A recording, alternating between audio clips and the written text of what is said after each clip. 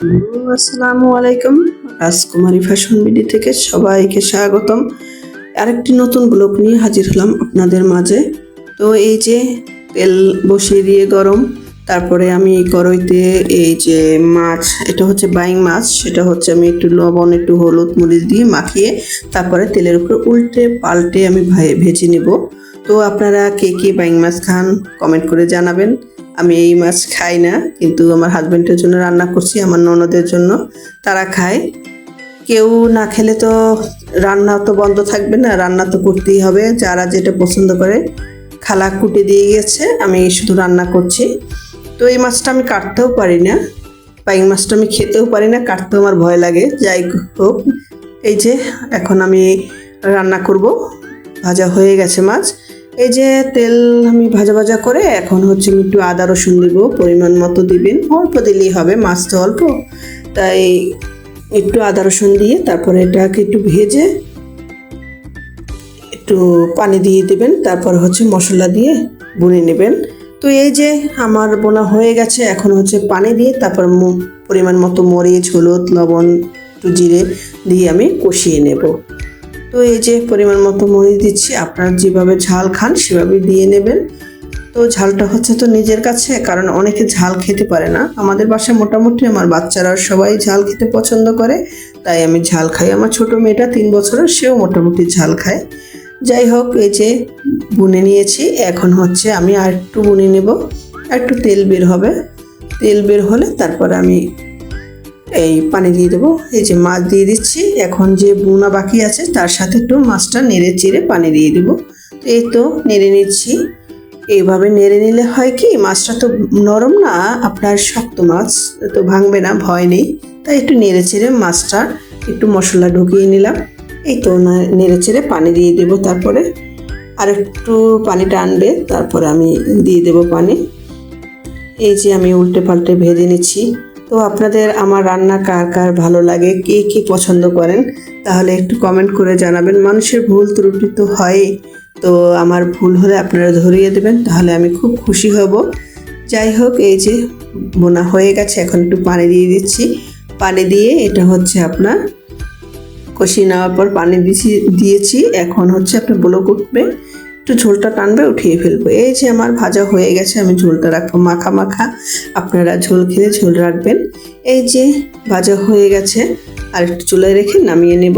তারপর দ্বিতীয় প্রসেসে যাব, আমি আরও একটি মাছ রান্না করব, কারণ এই মাছটা তো আমরা খাই না, এর জন্য আমার মেয়েদের জন্য আমি আরেকটা মাছ রান্না করব। এই তারপরে খাওয়ার বসে বসে খাচ্ছে কীভাবে দেখেন আমার মেয়েরা, যে 12টা বাজলেই ওদের কিছু কেটে দিতে হয়, ঘরে যা ফল থাকে তাই আমি ওদেরকে দেই, আম থাক আপেল থাক। যাই হোক, দ্বিতীয় প্রসেসে আসলাম। এখন আমি কড়াই বসিয়ে দিয়ে, এটা হচ্ছে তুলার ডাঁটি মাছ, যারা বরিশালে আছেন তারা সবাই চিনেন, সবাই জানেন। এটা খেতে অনেক মজা, আর বাচ্চাদের জন্য অনেক ভালো, কারণ কাটা নেই। কাটা হচ্ছে আপনার মধ্যে একটা শুধু কাটা আছে, এর জন্য বাচ্চাদের জন্য অনেক ভালো। তো আপনারা যারা বরিশালে আছেন তারা বাচ্চাদেরকে এই মাছটাই খাওয়াবেন, কারণ হচ্ছে মাছটার কাটা কম। এই যে আমি এখন মাছটা উল্টে পাল্টে ভেজে নেব, 2 পিঠে লাল হলে আমি এটা উঠিয়ে নেব। এই যে আরেক পিঠ দিয়ে দিচ্ছি উল্টে পাল্টে, আপনারা এক এক করে উল্টে নেবেন। এই মাছটা বেশি ভাঙে না, নরম না। তো এই যে উল্টে পাল্টে দিচ্ছি আমি, মাছটা সুন্দর উঠে যাচ্ছে। ভেঙে গেলে মাছ দেখতেও ভালো লাগে না, আর ভাঙা মাছ রান্না করতেও ভালো লাগে না। যাই হোক, এই যে উল্টে পাল্টে দিচ্ছি। তো আপনারা কে কে তুলার ডাঁটি মাছ খান বরিশালে কমেন্ট করে জানাবেন। এই যে কিছু আলু নিয়ে নিয়েছি, আলু তো দিতেই হবে আমার মাছ মাংসে, আমার কন্যারা শুধু আলু আলু আলু, আলু ছাড়া কিছুই বোঝে না, আলু দিতেই হয় তাদের জন্য, তাই একটা দুইটা দিয়ে দেই, যে 3টা মেয়ের জন্য 1 পিস 2 পিস যেন পায়। যাই হোক, আমাদের ঘরে সবাই আলু পছন্দ করে, আপনাদের বাচ্চারা কে কে আলু পছন্দ করেন একটু কমেন্ট করে জানাবেন। তো এই যে মাছ ভাজা হয়ে গেছে আমার, এই তেলের ভিতরেই আমি এই পেঁয়াজ দিয়ে দিব, পেঁয়াজটা ভেজে নিব। তেল অনেকখানি আছে, তারপর আর তেল একটু দিয়ে দিচ্ছি। একটু তেল না দিলে তরকারির উপরে না ভাসলে ভালো লাগে না, কালারটা সুন্দর আসে না। এই যে আমি এখন পেঁয়াজ দিয়ে নেব, পেঁয়াজটা উল্টে পাল্টে আমি ভেজে নেব। এই যে ভেজে তারপর আমি একটু পানি দিয়ে নিয়েছি। এখন মশলা দিয়ে দেবো এক এক করে। এই যে মরিচ, হলুদ, একটু ধনিয়া, তারপরে হচ্ছে এর ভিতরে আলু দিয়ে দিব, কারণ বোনার মধ্যে আলুটা দিলে হয় কি, যতক্ষণ আপনি মশলাটা কষাবেন তার ভিতরে আলুটা দিয়েও কষিয়ে নেবেন। আলুটাও সেদ্ধ হলো, 80% সেদ্ধ হয়ে যাবে, তারপর 20% থাকবে, ঝোলের ভিতরে দিয়ে দেবেন। এই তো, তারপর আমি উল্টে পাল্টে ভেজে নেব। একটু জিরে দিয়ে দিচ্ছি, আর লবণও দেওয়া মনে হয় বাকি, সেটাও দিয়ে দেব।